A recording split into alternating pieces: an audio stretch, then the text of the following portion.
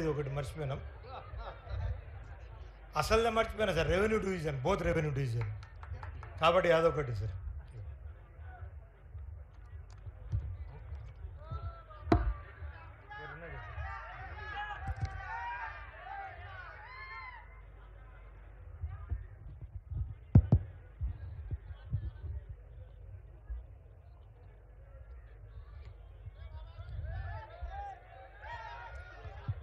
స్థానిక శాసనసభ్యులు, సభాధ్యక్షులు అనిల్ గారు, అట్లాగే మరో సీనియర్ శాసనసభ్యులు మీ అందరికీ సుపరిచితులు కూడా శ్రీ ప్రేమ్ సాగర్ రావు గారు, అట్లాగే మరో శాసనసభ్యులు ఎడ్మా బొజ్జు పటేల్ గారు, అట్లాగే మాజీ పార్లమెంటు సభ్యులు, తెలంగాణ రాష్ట్ర ఆవిర్భావం కోసం పార్లమెంటులో పెద్ద ఎత్తున గళమెత్తి అందరినీ ఒప్పించేటువంటి కార్యక్రమంలో భాగంగా ముందుండి నడిచినటువంటి మధు యాష్కి గౌడ్ గారు, వేదిక మీద ఉన్నటువంటి ఇతర ప్రజాప్రతినిధులు, గిరిజన కోఆపరేటివ్ సొసైటీ చైర్మన్ గారు, అట్లాగే డిసిసిబి చైర్మన్ భోజరెడ్డి గారు, ఇంకా స్థానికంగా ఉన్నటువంటి ఈ ప్రాంత ప్రజాప్రతినిధులు, జిల్లా అధికార యంత్రాంగం మొత్తం, ఐటీడీ అధికారులతో సహా, మరీ ముఖ్యంగా ఈ కార్యక్రమానికి ఇక్కడికి విచ్చేసినటువంటి వివిధ రాజకీయ పార్టీల నాయకులు, పిప్పిరి గ్రామ సోదర సోదరీమణులు, పాత్రికేయ మిత్రులారా, మీ అందరికి కూడా ముందుగా నా హృదయపూర్వకమైనటువంటి నమస్కారాలు తెలియజేస్తా ఉన్నాను. ఈనాటి ఈ సభ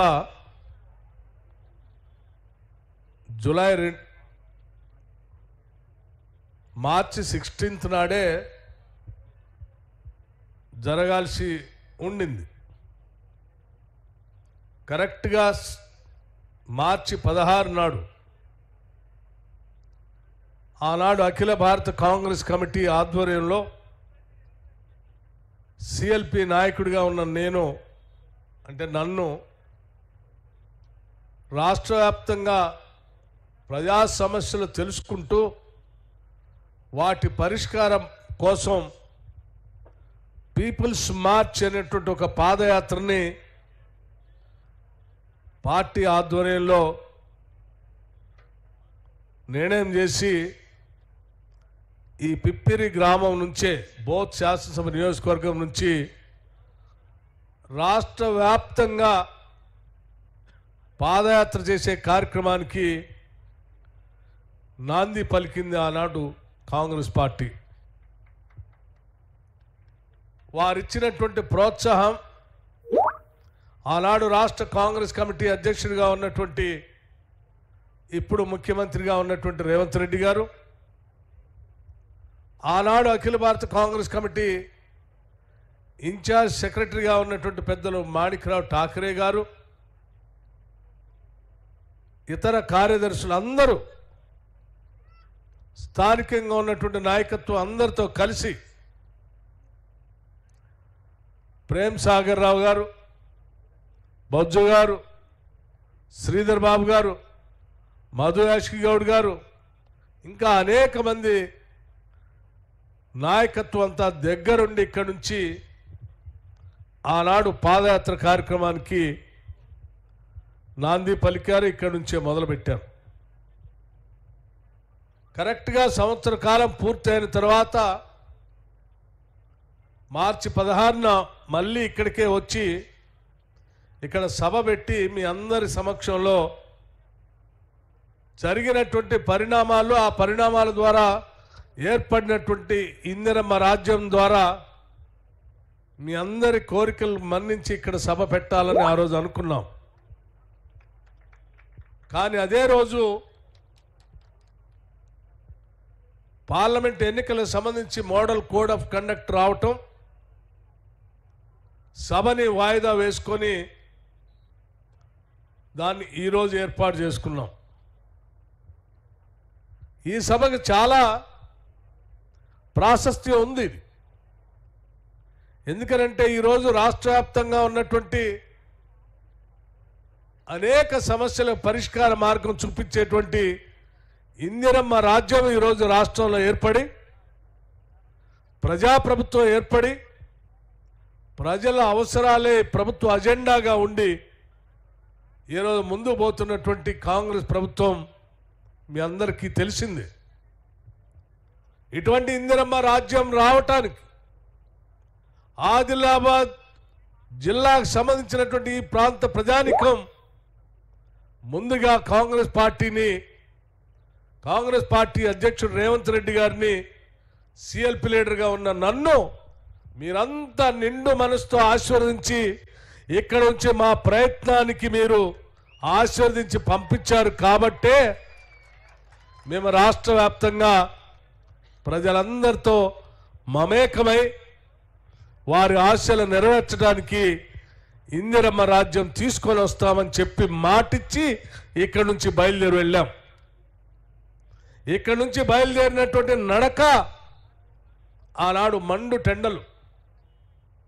ఈ నడకేదో 2 గ్రామాలు దాటో 3 గ్రామాలు దాటో లేకపోతే 2-3 రోజులు నడిచి మామూలుగానే ఆగిపోతుందిలే అని చాలామంది అనుకున్నారు. కానీ మీరిచ్చినటువంటి ఆశీర్వచన బలం, మీ దీవెనలు 2 రోజులు కాదు, లేకపోతే 2 గ్రామాలు కాదు, ఇక్కడ నుంచి బయలుదేరి చిట్ట చివరగా ఖమ్మం కంక్లూడింగ్ జూలై 2వ తారీఖు వరకు కూడా దాదాపు 1000 గ్రామాలని కదిలిస్తూ, నడుస్తూ, మాట్లాడుతూ నడిచినటువంటి పీపుల్స్ మార్చ్ పాదయాత్ర మీ ఆశీర్వచన వల్లనే పూర్తి చేయగలిగాం. ఎండలకి ఎండాం, మధ్యలో అరకొరగా 1-2 వర్షాలు వస్తే కూడా వర్షానికి తడిచాం. కానీ ఎక్కడ పాదయాత్రను మాత్రం ఆపే ప్రశ్నే లేదని చెప్పి మధ్యలో 2 సార్లు వడదెబ్బ తగిలినా నా వడదెబ్బ, నా ఆరోగ్యం రాష్ట్ర ప్రజల సమస్యల కంటే ఇది పెద్ద సమస్య కాదని చెప్పి పక్కన పెట్టి రాష్ట్ర ప్రజల సమస్యల పరిష్కారం కోసం పాదయాత్రను కొనసాగించాం. ఆ పాదయాత్రలో మీ గుండె చప్పుళ్ళు విన్నాం, మీ బాధల్ని కళ్ళారా చూశాం, మీరు చెప్పినటువంటి మాటల్ని మనసు నిండా నింపుకొని అడుగులో అడుగు వేసుకుంటూ రాష్ట్ర వ్యాప్తంగా నడిచాం.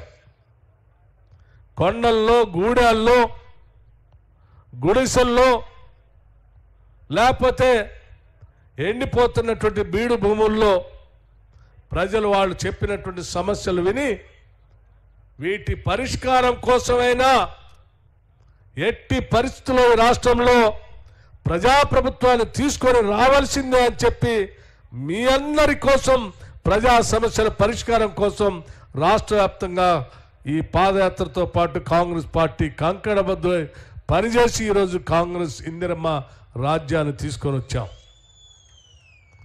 వచ్చిన నాటి నుంచి నేటి వరకు కూడా ముఖ్యమంత్రి దగ్గర నుంచి మొదలు పెడితే మంత్రివర్గ సహచరులు అందరూ కూడా గెలిచిన కాంగ్రెస్ శాసనసభ్యులతో పాటు మిగతా శాసనసభ్యులు కూడా కలుపుకొని ఈ రాష్ట్ర ప్రజల ఆకాంక్షల్ని, ఆశలు నెరవేర్చారు.